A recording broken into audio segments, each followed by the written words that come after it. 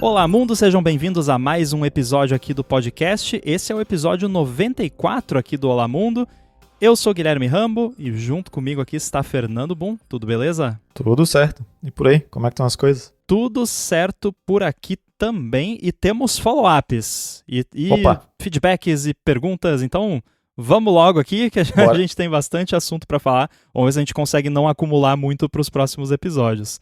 O primeiro deles é um muito importante do Thiago Bernardo. Ele diz o seguinte: como ortopedista, eu sou contratualmente obrigado a pontuar que punho é o que conecta o antebraço e a mão e pulso é a frequência cardíaca que se percebe pela pulsação.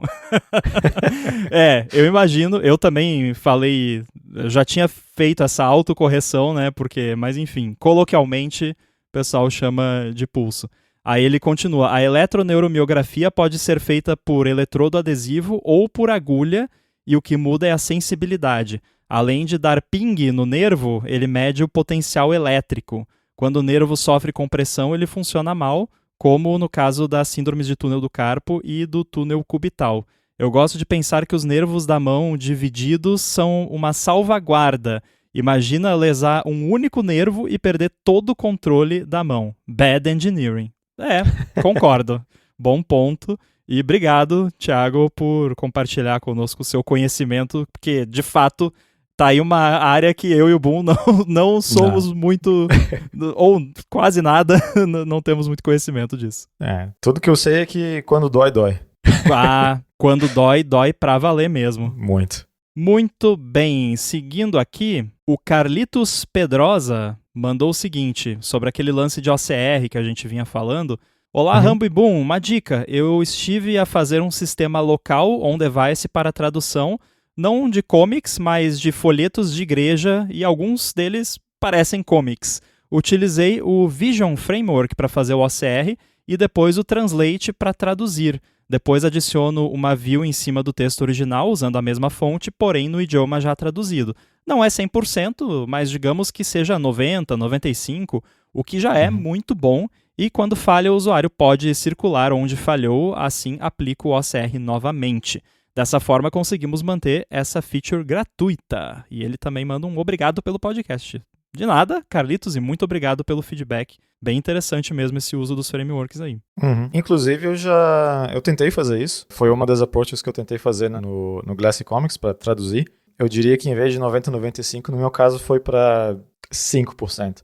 E o motivo disso é porque a estrutura de um comic, pelo menos os que eu estava testando, o texto em si, ele já é como se fosse uma arte em si, né? A caligrafia do comic já é bem diferente. E tem muito texto que é desenhado com fontes que às vezes não bate, não faz sentido. O próprio balão da fonte, às vezes, faz parte de uma imagem, né? É muito particular de cada situação. Ou seja, por exemplo, num comic que eu testei ali, tinha muito balão de diálogo que o formato das letras era quase como se fosse um sangue escorrendo, né?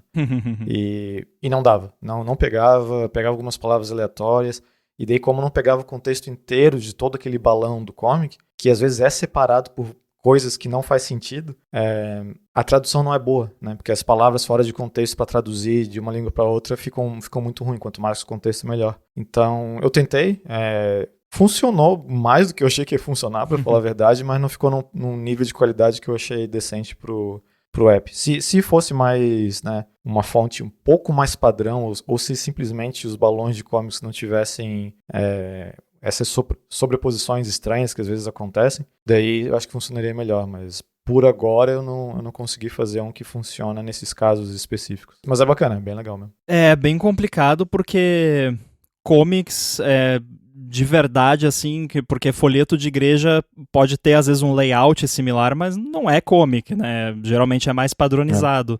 Mas, de fato, um comic é totalmente imprevisível o que vai ter ali. E você pode estar lendo, sei lá, um mangá em japonês e que tá, sei lá, escrito na vertical. Que pode acontecer às vezes. O texto tá na vertical. Ou então, né, o texto tá em bloquinhos muito bem definidos, e aí se você colocar isso numa fonte romanizada, não fica não encaixa, não adianta, não tem mágica nesse caso, né? E é bem comum, por exemplo, tu tem um personagem falando certas coisas, às vezes dependendo porque é uma arte, né? Então é difícil de prever, mas, por exemplo, exemplos que eu vi ali, cada palavra era um balãozinho. E daí não conseguia pegar a lógica de que tudo aquilo era parte de uma mesma frase ou de um mesmo personagem falando a mesma coisa. Teria que treinar um modelo de machine learning para detectar quando né? Ou que nem outro caso que eu pensei que também é não é nem tanto edge case, porque acontece bastante, é onomatopeia. Se tem tipo ali pau, pou, punch, sei lá, né? Então, aí você talvez não vai querer traduzir isso. Sim, sem contar que, por exemplo, tu tem o artista faz o que quiser ali com o balãozinho, né? Então, por exemplo, outra coisa que eu vi que estragou completamente foi quando tinha um personagem falando um texto grande e a ideia era de fazer que o outro personagem estava meio que falando por cima dele. Então os balões estavam sobrepostos um em cima do outro, com fade, de fato cropando parte do texto que tu não consegue ler. Sim. Então ali se perdia todo, sabe? Então não. Eu tenho certeza que tem como fazer, mas não com o tempo que eu estou disposto a investir nisso, porque de qualquer forma vai ter muito edge case. Nos comics que eu consumo, pelo menos. Então, como não vai funcionar muito bem para mim, eu não consigo dizer que isso aqui tá num nível de qualidade legal para eu jogar para outras pessoas, porque como eu já falei aqui várias vezes, eu gosto de fazer os apps para mim, e se não tá funcionando para mim, eu acho que eu acabei abandonando a ideia. Mas, de novo, a tecnologia ali do Vision com a parte de translate, fazer tudo offline é muito legal, é muito bacana mesmo. Sim, isso e também daí o fato que graças a isso você consegue disponibilizar essa feature de graça, o que é o mais legal. Eu nunca me esqueço quando na época da firma a gente queria colocar a opção lá do usuário poder escanear os dados do cartão de crédito com a câmera, que você tem vários frameworks pagos, inclusive, para fazer isso, porque até um certo tempo atrás isso era algo avançadíssimo, né, de se fazer. E aí, sei lá, ali por 2018, quando eu fui ver isso, já existia o Vision e já dava, você pegava ali o stream da câmera, jogava pro Vision. Aí ele detectava todo o texto e com algumas heurísticas bem simples eu conseguia ler a maioria dos cartões. Eu não, né? O app conseguia ler a maioria dos cartões, tudo 100% local, sem nenhuma dependência externa, que foi a motivação de eu explorar. Cara, eu fiz em, 2 horas, assim, numa metade de uma tarde de trabalho eu fiz o negócio graças ao AV Foundation e ao Vision. Eu lembro que na época eu tinha um cartão que acho que o CVV dele atrás ele era na vertical, em vez de ser os números um do lado do outro, era um em cima do outro, não sei porquê. E aí até isso eu consegui fazer funcionar.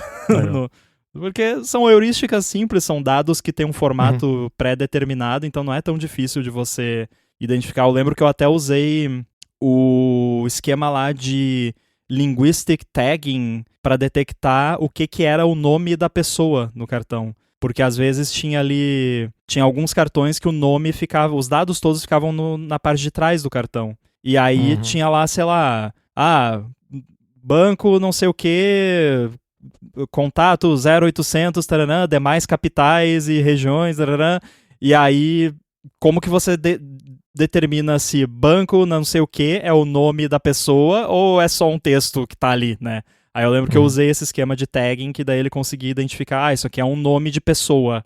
E aí o que ele detectava como nome de pessoa, que tinha nome e sobrenome, era o nome. Então fica a dica para quem estiver precisando fazer algo parecido, ou às vezes até para, sei lá, fazer um programinha que pega seus comprovantes do banco e coloca numa planilha, alguma coisa assim, dá para usar o Vision para isso.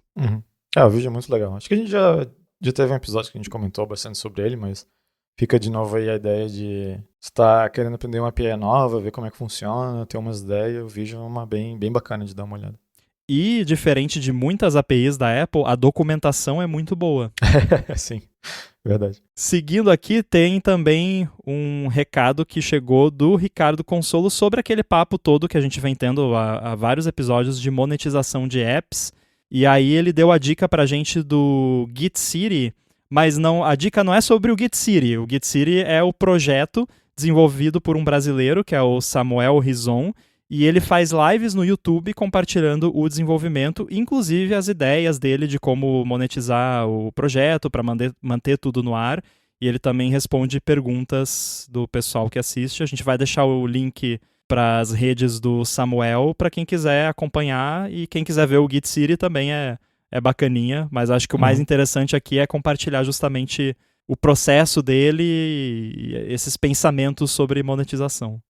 É bem bacana. Eu abri aqui e fiquei brincando um monte aqui, navegando pela cidade. Muito bem, seguindo, agora nós temos um recado que não é exatamente um follow-up, agora a gente já entra aqui em assuntos mais complexos, talvez. Esse veio do Felipe Merli. Ele pergunta o seguinte: usar APIs de acessibilidade comprometem a segurança de um aplicativo macOS? Pergunto, pois sou iOS developer, conheço muito pouco de macOS a fundo, e na minha empresa a equipe de macOS quer usar essa library. Aí a gente vai deixar o link, é a Axorcist, que é do Pete Steinberg, que é excelente o nome. E aí ele falou que é usar essa library para expor o App Mac para ele ser, entre aspas, visto por um agente de AI. E aí ele pergunta mais especificamente para você: o DuckDuckGo utiliza essas APIs de acessibilidade para funcionalidades que não são acessibilidade. Eu sinto que isso é meio errado. A Apple criou como acessibilidade, mas pode ser preconceito meu. E aí a gente vai deixar, claro, o link do Axorcist nas notas do episódio. Mas primeiramente, Boom, você como representante do... Não, tô brincando. Você é a opinião somente sua, que não representa as opiniões da empresa. Qual é o uso que o DuckDuckGo faz de APIs de acessibilidade no macOS? Eu fiquei até meio confuso com o comentário, para ser honesto. Eu sei que nós usamos bastante Accessibility Identifier para ajudar com teste, tipo Maestro e tal. Porém, o Identifier ele é uma property feita para automatização, com script e tudo mais, né? Isso é o esperado dela. Agora, se tiver lugares usando Accessibility Label para isso, daí eu concordo que está errado. A gente tem que dar uma olhada lá. Não deve ser o caso principal ali. Como eu falei, o Accessibility Identifier, que é para ser usado para teste e tudo mais. E o Label seria algo que o usuário vai escutar, né? Usando qualquer tipo de ferramenta para tipo VoiceOver. Então, não duvido de ter algum lugar ou outro que talvez foi usado para algo assim. De memória, não sei dizer se algo mudou em relação a isso. Teria que dar uma olhada lá. Mas o que eu sei, assim, sem abrir o projeto aqui e começar a olhar, é que o usado é o Identifier para teste. E isso é o correto. Né? Fora, obviamente, as APIs padrão para o app ser acessível, né? Para deficientes visuais e tal. Na verdade, eu fiquei bem confuso inicialmente quando eu li a pergunta do Felipe, porque eu tive uma impressão quando... Eu entendi uma coisa quando eu li originalmente o recado dele, e eu entendi outra completamente diferente agora. Porque quando você fala para mim APIs de acessibilidade, e especialmente relacionando a segurança no macOS, eu associo com as APIs que um app de macOS pode usar para controlar outros apps via acessibilidade. Entendeu? Foi isso que eu achei. Era sobre isso que eu achei que o Felipe estava falando. Pode ser? Não, eu acho que não. Eu não sei, eu tô bem em dúvida. Ficou ambíguo. Mas como você disse que o DuckDuckGo usa as APIs de acessibilidade, né? Porque assim, deixa eu resetar aqui e tentar simplificar. Existem dois tipos de APIs de acessibilidade quando a gente está falando de apps para Mac.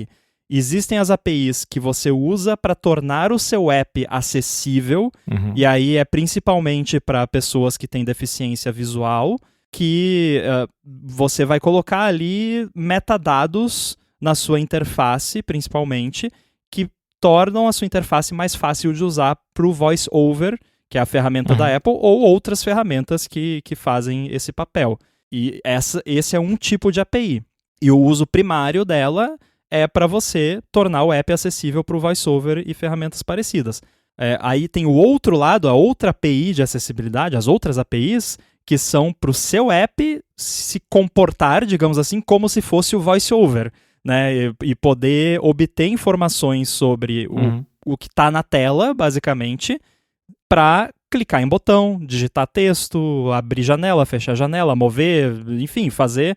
E aí eu vou colocar aqui o ponto-chave que eu acho que é o que me norteia na questão de se é errado usar de uma forma ou de outra, que é assim, essas APIs foram feitas, sim, para acessibilidade, primariamente, mas o que elas permitem, no fim das contas, é que um programa de computador controle o app como se fosse o próprio usuário usando o app.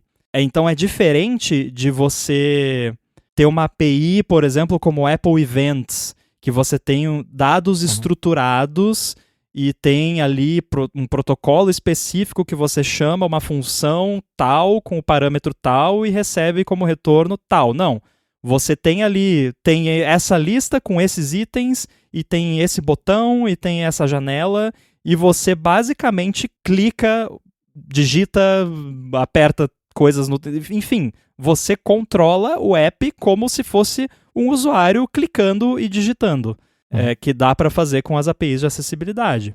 Então, eu não acho que existe um uso errado. Assim, o uso errado seria você criar um malware que usa as APIs de acessibilidade para fazer sacanagem. Aí, obviamente, é um uso errado. Mas, por exemplo, você utilizar, e inclusive você utilizar, como você mencionou, a questão dos identificadores para teste de UI, não é... Eu vou dar uma de ChatGPT aqui. Não é somente você usar para algo que não é de acessibilidade. É você fazer exatamente o que a Apple manda você fazer. Sim. É documentado isso, né? Para você poder fazer testes de UI automatizados, você coloca acessibilidade no app, principalmente através de identificadores. Porém, tudo que você coloca de acessibilidade vai ajudar tanto a questão do usuário que precisa dessas ferramentas assistivas, quanto testes automatizados, seja usando o Xcode ou outras ferramentas, e hoje em dia, agentes de IA que podem também controlar o seu app através das APIs de acessibilidade. Então, Felipe, eu diria para você ficar tranquilo. O que eu digo é assim, eu tenho uma política pessoal minha de evitar ao máximo colocar nos meus apps de macOS a necessidade de você dar a permissão de acessibilidade para o app poder controlar outros apps. Eu não gosto de ter essa permissão, porque eu não sou perfeito, eu posso cometer erros, e eu não quero que o meu app possa ser a porta de entrada para alguma coisa que vai prejudicar os meus usuários. Porque se o seu app tem a permissão de controlar outros apps que você dá lá no System Settings, se acontecer algum comprometimento do seu app, pode ter consequências mais graves do que simplesmente ter acesso ao que o seu app tem acesso. Acho que atualmente o único app que eu tenho que tem essa permissão é o Cleanup Buddy, porque ele precisa bloquear o teclado, e o único jeito de bloquear o teclado é tendo essa permissão no macOS. Se existisse uma permissão que fosse só bloquear o teclado, eu teria só essa. Mas não existe essa granularidade, então paciência. Mas enfim, eu acho que se o que o pessoal está discutindo, Felipe, no seu caso aí, é de pedir permissão de acessibilidade no app para controlar outros apps, aí já vale uma discussão mais aprofundada de se realmente é necessário, o que a gente ganha com isso, quais as consequências em potencial. Se for, não, vamos tornar o nosso app acessível do ponto de vista de colocar identificadores e permitir que ferramentas que usam as APIs de acessibilidade controlem o nosso app, aí eu diria vai fundo, porque faz parte do sistema e tá lá para isso. E você vai estar ajudando não só ferramentas de automação, como também os usuários que precisam dessas ferramentas. Sim. Pois é, e de novo, fiquei até estava pensando, né, não ficou muito claro para mim se o comentário do Pato é sobre o iOS ou macOS. É um tipo de pergunta que eu faço aqui, até internamente bem frequente. Quando mas deve ser do macOS, porque... imagino que porque então fica até mais fácil de responder, porque nós não usamos Maestro no macOS, porque Maestro não funciona no macOS, até onde eu sei. Mas uma coisa que é comum, e eu já vi em pull request, eu já cometi esse erro, é trocar de fato o Accessibility Label pelo Accessibility Identifier, que são coisas bem diferentes, né? O Identifier, até, se eu não me engano, às vezes até usam certos códigos mesmo, tipo, sei lá, com.button. sei lá o que, alguma coisa assim, só para deixar de fato que é um ID, né? Então aquilo não é algo que é esperado que, por exemplo, um voiceover vai ler para um usuário, não é isso que a gente quer, o que eu quero. Isso é o Accessibility Label, né? Então, a única coisa que eu consigo pensar agora é que, né, se você olhou o código lá e viu que tinha algo errado, é de fato que pode ter trocado um label por identifier ou vice-versa, mas fora isso, não. De memória, assim, eu não consigo pensar em nada. E é algo que eu já vi, né, a confusão acontecendo algumas vezes, a questão da diferença entre não, meu app tem accessibility para VoiceOver porque eu uso identifier, né? Então são coisas diferentes, né? Sim. Como até abri aqui para a documentação aqui para confirmar, e de fato tá ali, né, que o identifier, fazer uma tradução simultânea aqui, pode ser utilizado para identificar exclusivamente um elemento nos scripts que você escreve usando UI Automation, né? Então, sim, usar identificador que permite você... Aqui, é isso que é a parte-chave, né? Usar o identificador permite que você evite definir ou acessar o Accessibility Label, ou seja, de fato ele existe para você não usar o label, né, para esse tipo de coisa. Então se achou um lugar que a gente está usando errado, manda aí que a gente dá uma olhadinha lá. Mas agora pensando bem, eu acho que a pergunta do Felipe é realmente sobre a API que permite o seu app controlar outros apps via acessibilidade, porque esse AXorcist, que é a library que ele mandou, pelo que eu vi, ela é totalmente sobre isso, é sobre o seu app controlar outros apps através de acessibilidade, e eu só deixo um pequeno alerta que, tendo sido publicada pelo Pete Steinberger nos últimos 12 meses, provavelmente foi vibe-coded essa library, né? Então, use with a grain of salt. Sim. E aí eu entrei aqui, o DuckDuckGo só tem a org DuckDuckGo no GitHub, é onde está todo o código, né? Do app de macOS, sim, né? Não é todo o código da empresa, no caso, mas sim. Então se tá todo o código do app de macOS ali, e eu procurei por várias APIs de acessibilidade que você utilizaria para controlar outros apps e achou 0 resultados. Então, eu não sei se isso era para ser uma pergunta e o Felipe esqueceu do ponto de interrogação, mas sei lá, enfim. Felipe, faz um follow-up aí, explica melhor qualquer coisa. Espero que a gente tenha ajudado e depois conta pra gente o que vocês decidiram fazer aí e como é que ficou. Pois é. E de novo, se tiver algum probleminha ali, pode mandar que eu dou uma olhadinha quando tiver um tempo. Muito bem, tem também aqui um recado do Danilo Requena, e ele diz o seguinte: Rambo, lembro de ouvir você falando sobre extensions no iOS 26, macOS 26 e etc. Se não me engano, foi no ADT sem edição. Esse assunto me interessa muito. Você estava falando de app intents, widgets, shortcuts e etc. E não, eu não estava falando dessas extensions, embora são tipos de extensions. O que eu lembro de ter comentado foi sobre formas de você isolar certas partes do seu app mesmo no iOS, que no iOS 26 é possível, e aí é através de extensions customizadas, que você cria o seu próprio tipo de extension no iOS, e aí, em vez de você criar lá um App Intents extension, um Widget extension, você cria acho que é Generic extension, alguma coisa assim, e aí o seu app tem um extension point, onde aquela extensão pode ser usada, e aí é a forma que você consegue no iOS, por exemplo, ter um processo separado do seu app. No macOS você pode ter XPC Services, que extension também usa XPC no fim das contas, mas é um jeito mais protocolar de você usar XPC, e no iOS você consegue fazer isso com extensions.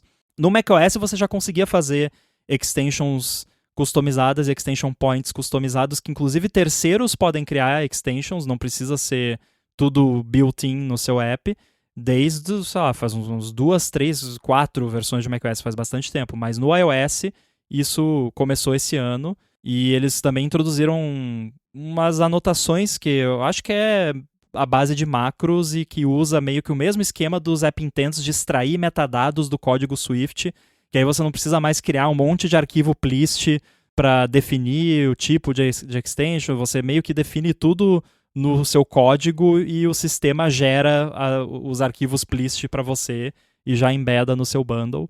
Mas é o tipo de coisa que é bem avançado, eu não recomendaria para qualquer coisa, assim. Eu recomendaria só para apps que têm necessidades muito específicas. Por exemplo, você pensa um Signal da vida, poderia ter lá uma extension, que inclusive você consegue ter uma Enhanced Security Extension, que roda com proteções de memória mais elevadas, e aí nessa extension você faz o parse de anexos das mensagens, por exemplo, para se tiver algum exploit, ele vai explodir nessa extension que é totalmente sandbox e não tem acesso a nada, além de pegar a imagem e decodificar, sabe? Esse é um exemplo de onde você usaria esse tipo de extension.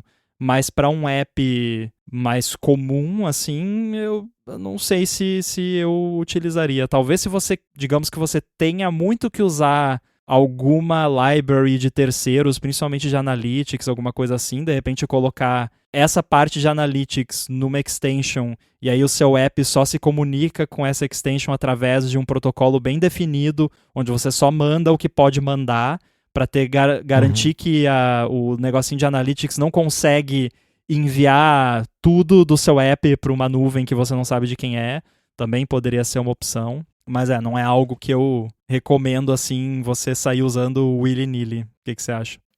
O que eu acho é que só de escutar XPC eu fiquei traumatizado aqui, olhando para a parede e tendo pesadelos enquanto estou acordado. Precisamos de um... Support Growth.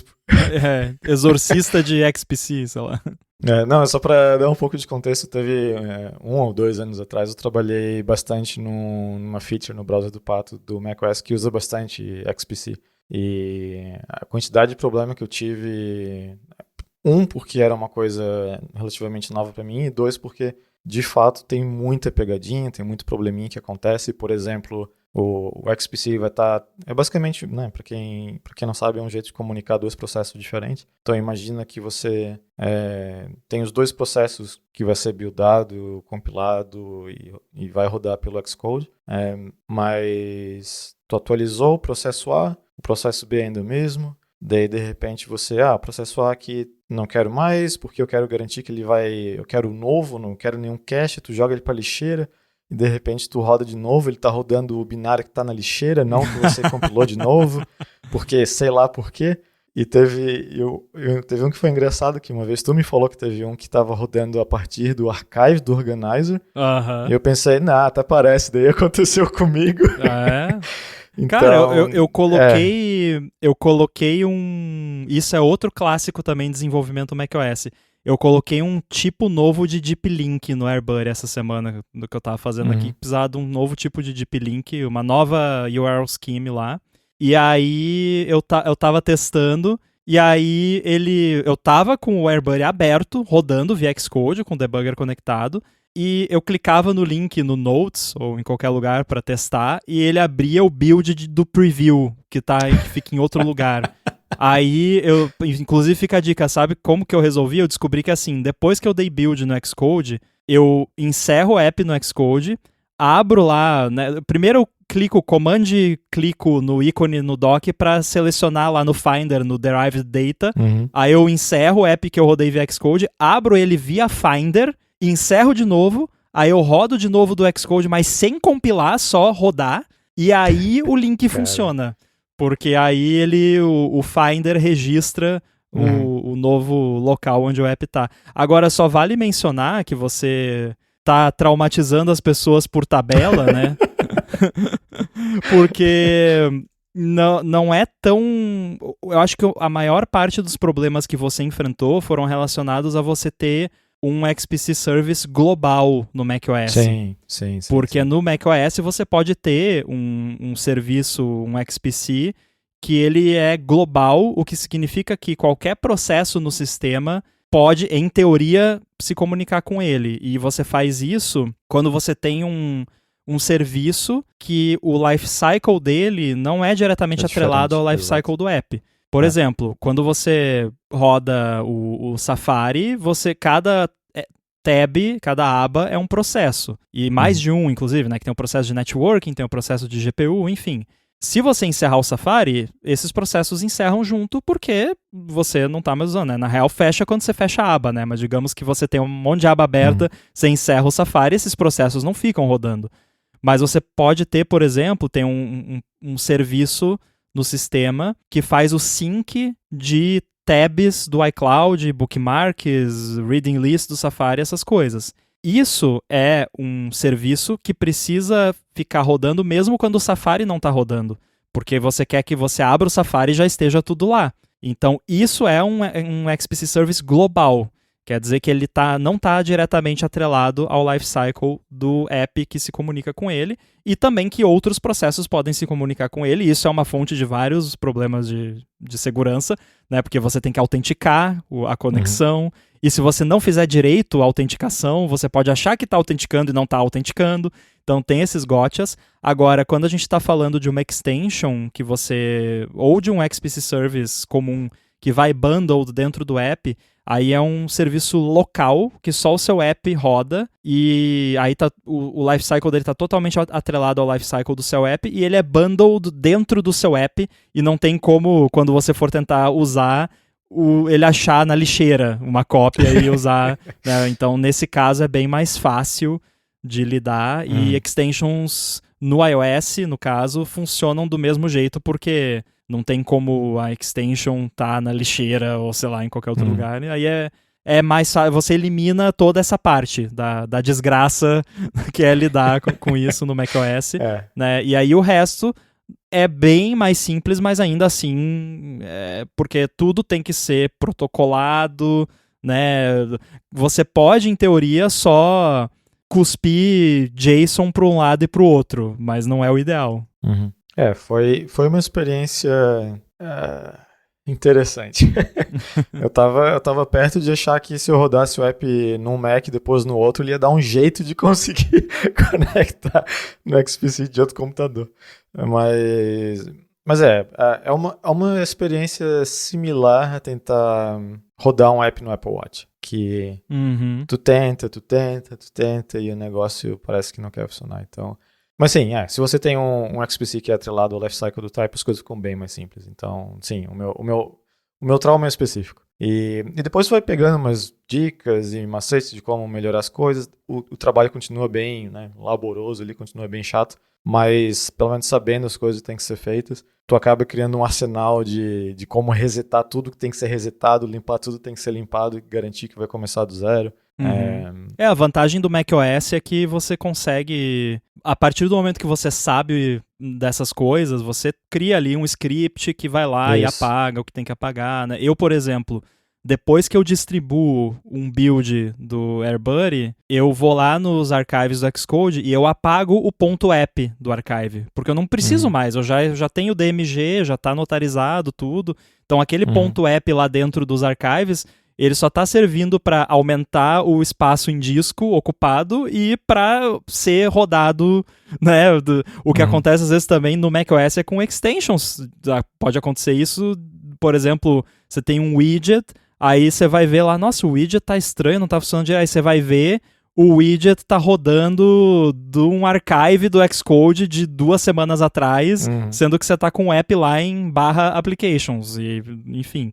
Né? Então eu sempre apago o archive, o .app do archive depois de subir. O /applications agora me lembrou que o macOS tem umas dessas, né? De, por exemplo, eu tava criando os intents num app aqui só para funcionar com shortcuts e não tava aparecendo de jeito nenhum, assim. Depois que será que é isso? Eu joguei pro /applications e daí apareceu.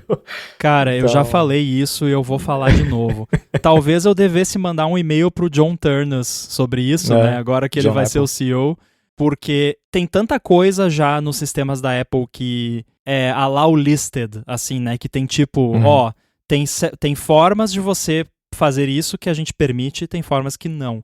Uma das coisas que eu gostaria muito que mudasse no macOS, que eu sei que um monte de gente ia chiar, mas eu gostaria muito, app .app, você quer rodar um .app que aparece um ícone no dock e abre uma janelinha, ele tem que estar em /applications ou em alguma subpasta de /applications, na pasta applications dentro da sua pasta de usuário ou em System Library Core Services. Qualquer lugar fora disso dá um erro se você tentar... Porque todo app que é distribuído fora da Mac App Store, primeira coisa que acontece quando você roda, inclusive o AirBuddy é um desses, é o Let's Move, que todo mundo conhece também, que aparece, por favor, move aqui para a pasta Applications, aí você dá OK e o aplicativo se move a si mesmo, né, para pasta Applications. Porque, cara, dá tanto problema. Dá. A gente teve bastante problema com a parte de VPN, né, porque também os processos rodando e tal, e o aplicativo em si, né, o que vai para production e tal, sempre rodou tranquilinho, mas na parte de desenvolvimento, como não ia para o /applications quando roda do Xcode, tava dando muita treta, assim. Então, agora eu não sei como é que tá, faz muito tempo que eu não vejo isso, mas se eu não me engano, a parte de debug do Xcode a gente move automaticamente para um folder chamado debug e vai para applications. Sim. Porque tava dando muita tretinha, assim, de isso aqui funciona às vezes, mas nem sempre, porque sei lá o quê, quando a lua tá cheia, e o negócio, e tem muita coisa que não é documentado do porquê que tem que estar no applications. Né? Tem certas coisas que, por exemplo, existe uma diferença gigantesca, pode parecer totalmente BS o que eu tô falando, mas existe... Quando você tem um .app, digamos que você baixou um app, e aí você tem lá um zip, e aí você abre o zip, e daí fica lá um .app na sua pasta de downloads. E faz toda a diferença do mundo, eu sei que é bizarro o que eu vou falar, mas faz toda a diferença do mundo você pegar com o seu dedo, clicar o mouse e arrastar o app para dentro da pasta Applications, comparado com, por exemplo, você ir no terminal e rodar mv, downloads, /applications. Faz toda a diferença do mundo, vocês não imaginam, porque já teve N suporte de AirBuddy ou qualquer outra coisa que estava dando algum problema bizarro de instalação, alguma coisa, e aí eu descobria que a pessoa tinha usado ou o terminal, porque é um desenvolvedor ou alguma coisa assim, ou alguma outra ferramenta para mover o app para a pasta Applications, e aí tem coisas que só o Finder faz quando você move um app. Então, quando for instalar app, usem o Finder. E aí, por que eu digo esse lance de app tem que ser na pasta Applications? Não é porque os apps assumem que eles estão na pasta Applications. Eu acho que não tem nem... Se eu der um Command Shift F no AirBuddy aqui e botar /applications, eu acho que não vai encontrar. Porque talvez encontre do Let's Move do negócio de copiar para pasta, mas isso é o de menos. Mas não é por conta disso, é porque o sistema todo, ele tem que ficar o tempo todo vendo onde tem app e trabalhando com a possibilidade de que o app pode não estar em algum dos lugares onde normalmente os apps estão, e isso resulta no tipo de problema que a gente falou, de um app tá na lixeira e a extension dele tá rodando porque o macOS foi fazer a varredura que ele faz lá para achar o app e achou o app na lixeira e achou que era uma boa ideia usar a versão que está na lixeira, em vez de usar a versão que está em /applications, né? E, claro, poderia só melhorar esse sistema? Poderia, mas quem sabe a gente elimina essa complexidade, imagina, e aí você tem também o problema de múltiplas implementações da mesma coisa, que nas minhas milhões de horas gastas debugando esse tipo de problema, eu já fiz engenharia reversa de vários subsistemas do macOS e percebi que cada um implementa esse lance de encontrar onde está o app de uma forma levemente diferente. Então você vai ter coisa que vai quebrar os widgets e não vai quebrar shortcuts, outras vão quebrar shortcuts e não vão quebrar widgets, outras vão quebrar tudo isso, mas não vai quebrar o notification service. E, enfim, você tem implementações diferentes em subsistemas diferentes com pequenas diferenças e as coisas quebram de formas sutis e você não tem um jeito simples de debugar. Então, assim, moral da história. John Turnus, ajuda nós. App só na pasta Applications. Porque isso eu lembro Meu Deus, quando eu era moleque e inventava de instalar algum aplicativo no Windows que não fosse no Program Files, explodia tudo. Aham. Então, é tipo isso. Assim, eu ainda acho que o macOS é até bem resiliente nessa questão das coisas funcionarem, porém, os pormenores, entre aspas, dos aplicativos tem muita chance de dar errado, como tu falou, né? Widgets, XPC, essas coisas todas, porque na hora que tu faz o drag and drop ali pro Finder, mágica acontece. Então, o mínimo que eu esperaria disso tudo é que isso fosse documentado. Uhum. Porque, tudo bem, tu quer ter uma pasta mágica que faz coisas, sure, mas deixa claro, Uhum. sabe? Deixa a gente entender o porquê que tem que estar lá, o que vai funcionar, o que não vai, quais são os troubleshooting steps que tu pode tomar para resolver, porque é muito...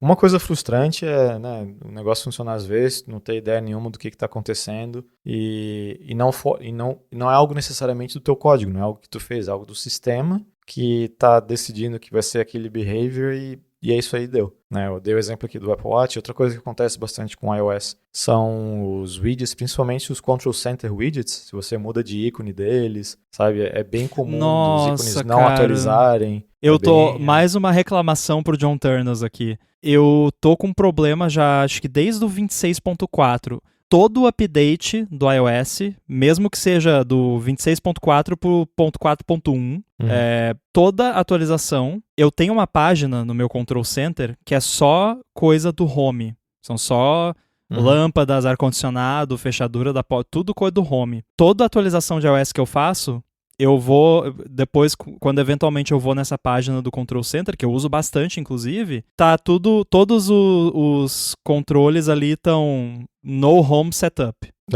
Ou então Select Accessory. E aí, eventualmente, eu descobri que se eu reiniciar o iPhone, volta. Então, toda atualização de iOS, agora, eu tenho que... E isso vale, inclusive, do 26.5 Beta 2 para o Beta 3. É qualquer atualização. Eu tenho que desbloquear o iPhone, que, aliás, toda vez que eu vou desbloquear o meu iPhone, eu tô no meio de digitar o meu passcode, que é alfanumérico, longo, fecha o teclado e volta para a tela de bloqueio sem a digitação. Então eu já digitei a metade da senha, eu tenho que digitar de novo. Enfim, aí eu desbloqueio, aí eu espero um pouquinho, desligo o iPhone, espero o iPhone desligar, ligo de novo, desbloqueio, aí ele fecha enquanto eu tô desbloqueando, daí tem que digitar a senha de novo, aí os widgets voltam. Olha que legal. Agora imagina desenvolver o widget com todos esses problemas, né? É muito chato, porque o que acontece? Tu testa no simulador gera, né? Raro funcionar no simulador esses widgets para mim. Deu teste no device, os botões funcionam, mas os ícones estão sempre quebrados. Mesmo que tu nem tenha alterado o ícone. Às vezes tu só alterou alguma coisa do widget em si, uma label, alguma coisa assim. Daí tu manda pro pessoal testar, eles vão ver e tá quebrado. Como é que eu vou provar isso? Daí tu fala, acredita? Sabe? E é isso, porque daí tem coisas que tu pode fazer, tipo, reiniciar o device, como tu falou, né? Tipo, às vezes até reinstalar o device, que é meio overkill, mas funciona. Então tem essas coisinhas, mas são esses detalhezinhos de o sistema ficando te atrapalhando durante o desenvolvimento. E querendo ou não, é muito, pelo menos eu demoro muito para chegar na conclusão que é um bug do sistema. Eu sempre vou assumir que foi algo que eu fiz, né? Porque, né, vamos botar numa tabela aqui a quantidade de vezes que eu fiz, né, uma treta que deu errado, do que às vezes que de fato o sistema tinha um bug, né? Eu acho que ao longo da minha carreira, se botar isso, se fizer um count de tabela A e tabela B, vai ser bem óbvio qual que aconteceu mais. Então, automaticamente, quando eu vejo um problema desse, eu penso, o que eu fiz errado aqui? O que está acontecendo? Né? O que podia melhorar? E tu perde um tempo nisso até, de repente, achar alguma thread em algum lugar de alguém reclamando exatamente o mesmo problema. Se tiver sorte, alguém da Apple respondeu falando, que de fato é um problema, que é um troubleshooting que tu pode fazer para resolver. Então, essas coisinhas, assim, eu perco muito tempo nisso, porque eu começo a entrar naquele rabbit hole de, não é o sistema que está com o problema, sou eu. Mas ao longo do tempo, dependendo das features que tu vai trabalhando, tu acaba pegando esses macetezinhos, né? Tipo, por exemplo, um cara que foi trabalhar nos widgets, e eu já falei para ele, isso vai acontecer. Então, né, fica ligado, vão ter esses problemas, não vai ser bug. Tem essas formas aqui que tu pode fazer para fazer um refresh e funcionar de um jeito melhor.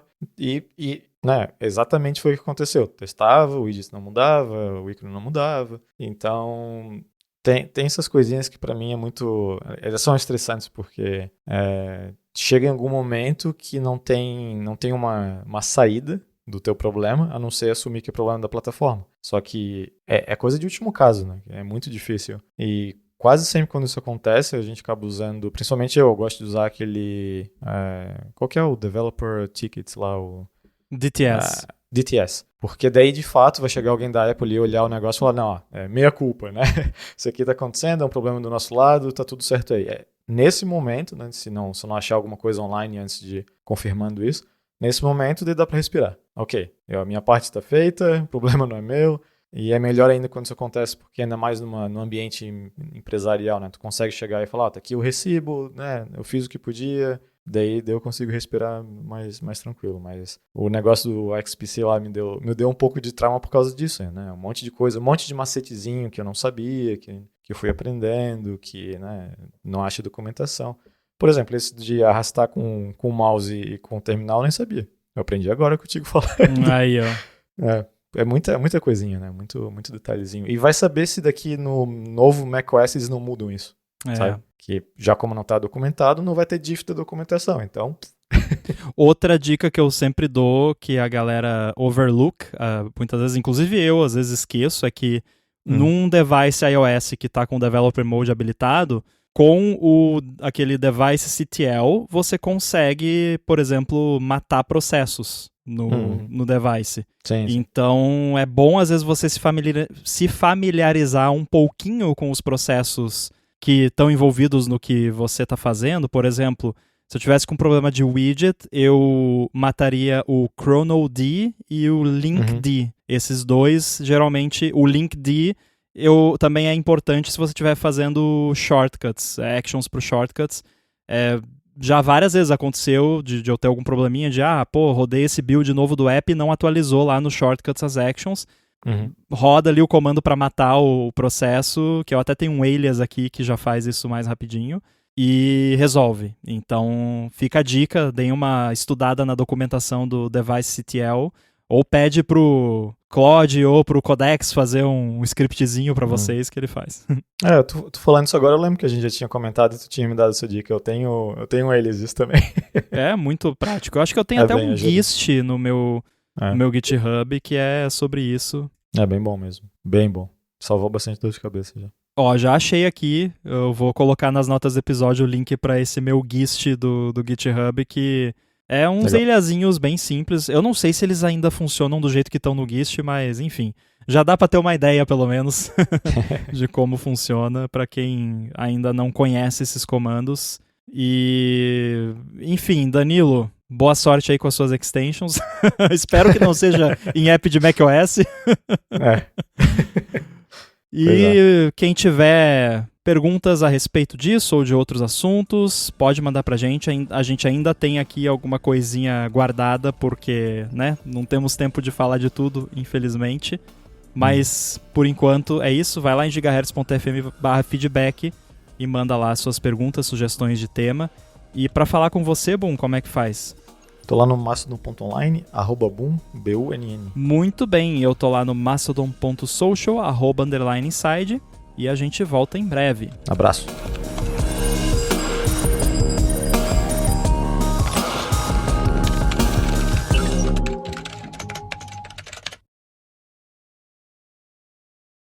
Eu deixo o iPad com Ghost Full Screen. Daí quando desconecto o iPad, ele vem para um space gigante, ele fica no monitor todo. Sim, tô ligado. Quando desconecta dá uma bugada. Eu agora tô protegido de pequenas quedas de energia aqui, porque eu coloquei a infra de internet do apartamento num no-break. Legal. Mas eu fiz isso por outro motivo, porque eu tinha um Mac Mini no Mac Stadium e eu resolvi migrar as coisinhas que eu tinha nele para o meu Mac Mini aqui em casa. Massa. Legal. Daí eu vou colocar esse Mac Mini, ainda não coloquei no no-break, porque daí eu vou ter que desligar ele, aí vai cair um monte de serviço, Um monte não é tanta coisa e também não é nada muito crítico. Mas eu tô esperando acho que vou fazer no final de semana, que é mais tranquilo. Daí eu desconecto ele aqui e vou plugar ele no no-break também, que daí pelo menos, né, se dá uma quedinha de energia rápida, não sai tudo do ar. Tem dado muita queda de energia por aí? Cara, não, é bem raro. É raro, assim. E quando dá, geralmente é rápido. Coisinha rápida, assim. Até deu uns tempos bem feios aqui, com muito vento, chuva, raio, pesadão assim mesmo, e não chegou a ter queda de energia. Tinha uma época que tava... Logo que eu me mudei pra cá, era excelente, assim. Era raro. Em 2017, eu acho que de 2017 até, sei lá, 2020, não tinha dado uma queda de energia. Assim, ficou anos sem dar queda de energia, pelo menos onde eu moro, né? Que é perto da sede da Celesc. Então tem que ter algum benefício, né?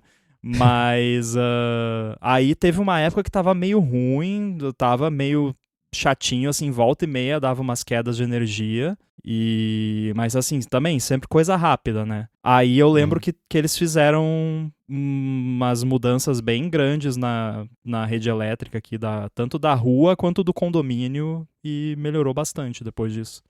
Eu sei que teve uns anos, não lembro quando, faz bastante tempo, mas essa região ali, pelo menos onde eu tava, né, que é mais na região lá do Itacurubi e tal, direto que ia luz no verão, acho que muita gente, né, a ilha afunda no verão, por causa de turismo e tal. Sim. Daí acho que não tinha capacidade de aguentar todo mundo chegando em casa e, sei lá, ligando o ar-condicionado e tal. Então era normal dar umas quedinhas, mas isso...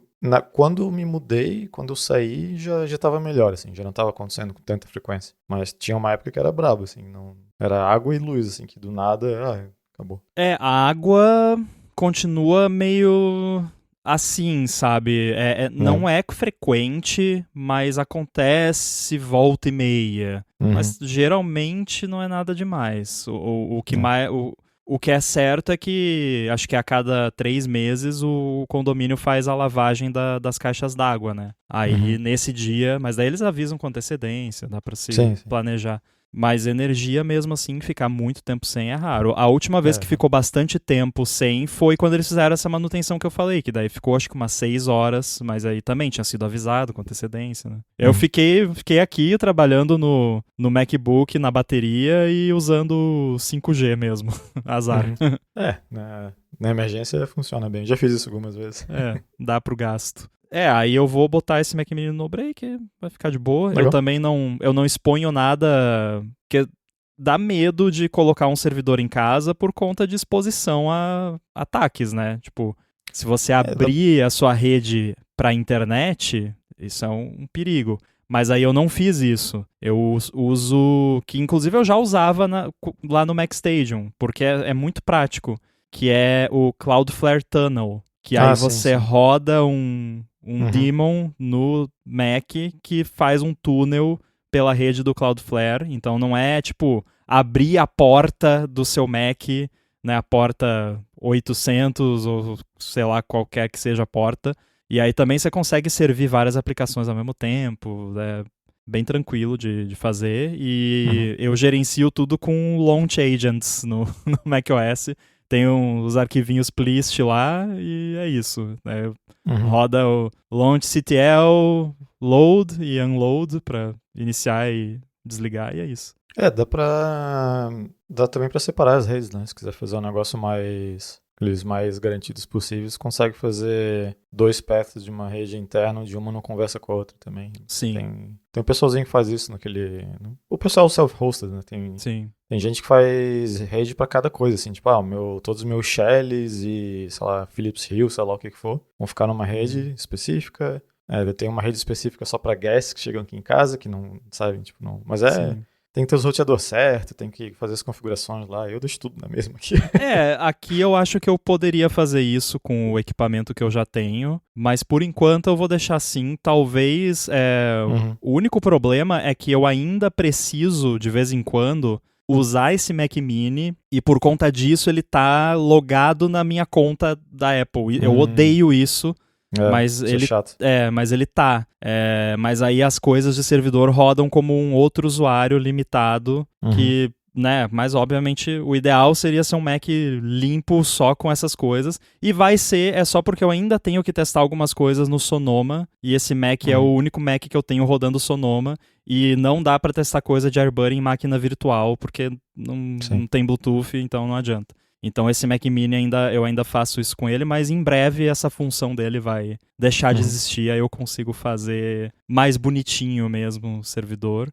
E ele também é menos poderoso, porque o que a gente tinha lá no MacStation era um M2 Pro, e ele é só um M1 Pad Boy, né? A única coisa que ele tem é o armazenamento, que é um pouquinho melhor, mas para as coisas que eu preciso é mais do que o suficiente. Tava dando sopa aqui, basicamente. Eu só usava ele quando... Eu tenho duas coisas que são úteis nele. O Content Caching lá, da Apple, né? Pra, tipo, não precisar fazer o download da mesma coisa várias vezes do iCloud ou da App Store, atualizações de sistema, essas coisas. Então, basicamente isso, e poder fazer os testes. Mas aí vou deixar só o Content Caching quando eu puder me livrar. Mas o bom, também lá no MacStation tava rodando o Sonoma ainda, aquela máquina. Então tava na mesma versão, curiosamente. Legal. E o M1 ainda é o maiorzinho, né? O form factor dele, aquele é igual. É o clássico. Eu até cheguei, porque quando eu comecei a planejar isso, e daí me deu esse faniquito de ser um Mac que tá ali ainda com a minha conta, eu até cheguei a dar uma olhada, eu olhei no Mercado Livre opções de Mac Mini usado. E tem muita, assim, né, o mercado tá bem aquecido de Mac Mini, mas se você procurar aqui no Brasil, no Mercado Livre, você encontra algumas boas ofertas de Mac Mini usado, e até novo também, mas aí eu fui procurar usar, porque eu queria economizar. Mas aí eu pensei, modo Julius do Todo Mundo Odeia o Chris, se eu não comprar nada, o desconto é maior. É muito bom isso. Já vi umas imagens, uns memezinhos do pessoal que põe a foto dele na carteira pra quando abrir. Cara, mas sem brincadeira, eu penso nessa frase frequentemente e me ajuda a economizar de verdade. Eu falo pro Rafa às vezes ele vem me falar de um desconto, aí eu olho pra ele com uma cara assim, ele já adivinha, né? Já sabe o que eu vou falar. Se não comprar nada, o desconto é maior. Não, eu tenho um Mac Mini aqui, mas eu comprei do Pato, né? Mas é porque eu precisava de uma máquina pra Big Sur, pra testar as coisas. Nossa, eu não tenho boas lembranças do Big Sur. Não. Eu consegui fazer, agora ele tá no Monterey, porque o Big Sur meio que tá caindo o suporte. Mas é um Mac Mini assim, tipo, 2018, Intel, 8GB e tá lá. Quando ele não tá fazendo nada, eu tenho uns servicinhos que eu deixo rodando nele e tal, tipo Plex, coisa, e tá mais do que bom ali. Então, M1 é bom, ainda mais comparado com um negócio desse, que funciona mais ou menos. Não, sei lá, ainda mais pra um servidor mais light, assim, o M1 aguenta muita coisa. Eu tenho... Tá certo, são coisinhas light, né? Tipo, servidor de DNS, tipo Pi-hole, mas tá rodando num EPC que eu tenho lá no sótão, que tá lá, com o Ubuntu Server, e tá funcionando. Os meus Pi-holes aqui estão rodando em Raspberry Pi mesmo, simplesinho. Eu tenho um num Pi 4 e um no EPC. E o Pi 3 eu tô usando pra desenvolvimento, pra quando tem que ficar brincando com eles. Os dois que eu tenho aqui, se eu não me engano, são Pi 4. O Pi 5 que eu tenho, ele tá num casezinho ali, que tem até ventoinha. E eu deixei ele conectado ali num Software Defined Radio, rodando um software que captura transmissões de ADS-B de avião. Daí ele virou um data logger de ADS-B, e aí todo dia ele cria um arquivo novo com os dumps, e aí eu pedi pro... acho que eu não sei se eu cheguei a mostrar pra você, acho que eu comentei no ADT com o pessoal lá, que eu pedi pro Codex criar um app pra Mac, que eu coloco esses arquivos nele e ele mostra o mapa com os aviõezinhos ali onde eles estavam e tal. Legal. Bem eu legal. Tenho... eu peguei um 5, eu fui numa dessa de... eu sei que o preço tá subindo, eu eventualmente vou querer um. Tava, acho que 90 euros, agora não lembro, 90 ou 100, o Pi 5. Eu peguei, E aí eu tava brincando de fazer jailbreak do meu PlayStation 4, que ele tava abandonado num cantinho. Pensei, vou fazer um jailbreak e ver o que dá pra fazer pra ele. Só que o negócio, pelo menos essa versão de jailbreak que eu fiz no Play 4, é que ele precisa, toda vez que ele é soft jailbreak, né? Ou seja, quando faz reboot, tem que fazer um processo, né, de novo. É tethered. Isso. E justamente no caso do Play, o jeito que funciona é que tu precisa ligar ele com um cabo Ethernet em alguma outra máquina, usando aquele PPPoE, sabe, o point-to-point lá, para rodar uns scripts, fazer umas treta lá que deu. Eu só fui vou ver esse tutorial e, né, seja o que Deus quiser. E daí eu tinha um MacBook, o Intel, que eu usava para isso, né? Eu ligava ali e tal, quando ligar o Play 4. Só que agora, como tem o Pi 5 dando bobeira, eu conectei o Pi 5 direto no Play, então se eu quiser rebootar o Play e ligar de novo, já acontece tudo automático, assim. Ele já faz o tether sozinho. Então, a utilidade do meu Pi 5 agora é essa. Eu tava usando antes para fazer coisa do Raspberry Pi, só para ver se tá tudo funcionando certinho, do Pi Stats. Mas ele é muito poderoso pro que eu preciso ali. Então eu continuo usando o Pi 3. Mas é engraçado porque eu fui nessa de vou comprar porque vai que o preço sobe. O preço subiu demais, assim. Eu acho que foi de 90 para, sei lá, 150, 170. Não lembro. Eu só lembro de olhar e pensar, tipo, poxa, uma das poucas coisas que eu comprei na hora certa. Porque acho que juntou o problema da RAM com, acho que a parte tinha um negócio do microcontrolador deles também, que eu acho que estava em falta, não sei. Uhum. Mas tá ficando muito caro o Raspberry Pi. Tem situações onde, se tu for pegar um Raspberry Pi 5 com uma memória um pouquinho mais alta, começa a ficar perto de fazer sentido pegar um Mac Mini, sabe? Tá bizarro o preço, mas, né, o computador que era supposed to be bem, bem baratinho. Cara, já pensou se a Apple pegasse um A19 Pro e colocasse numa plaquinha? Nossa. Tipo, imagina um MacBook Neo sem o MacBook. Exato. Podia até ser um A18, eu falei A19 Pro porque seria ainda mais legal, né? Mas o A19 Pro a Apple tá colocando pra fazer nada no Studio Display novo. No display, não, se a Apple quisesse simplesmente acabar com esse mercado de mini PCs, assim, eles conseguiam, só não faz porque, sei lá, não deve valer a pena financeiramente para eles, porque eu imagino que o retorno de um MacBook Neo não deve ser muito alto comparado com as outras máquinas. Eles devem estar fazendo isso mais para fazer aquele gateway drug, entrar nos serviços da Apple, sabe? Certeza, esse tipo de coisa. Com certeza. Porque o preço é muito, muito bom. Eu te falei, né? Toda vez que eu passo na frente da loja, eu vejo um negocinho e eu penso e você sabe que a Apple já, não sei se tem ainda hoje em dia, mas já teve compilações do Darwin para Raspberry Pi, né? Que tem lá vazou, eles soltaram sem querer um Kernel Development Kit do macOS que tinha as paradinhas internas lá, Makefiles, essas coisas. Aí tinha lá Darwin Berry Pi, o nome. Que louco. Que era o Makefile para compilar o kernel do iOS para Raspberry Pi. Que massa. Eu vi um cara que botou o macOS para rodar no Nintendo Wii. Eu vi isso aí também.